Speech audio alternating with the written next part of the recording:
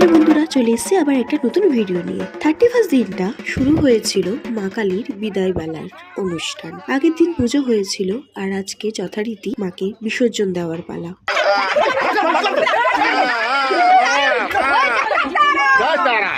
শুরু হলো বরণ, তারপর সিঁদুর খেলা, তারপর শুরু হলো বিসর্জনের প্রস্তুতি। নিয়ে যাওয়া হলো মণ্ডপ থেকে।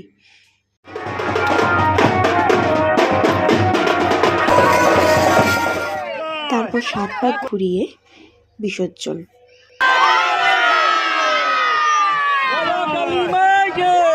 তারপর আমাদের ছিল 31-এর পিকনিক। শুরু হলো চিকেন পকোড়া। রাত 12টা বাজতেই শুরু হয়ে গেল আকাশে বাজির উৎসব। হ্যাপি নিউ ইয়ার সবাইকে।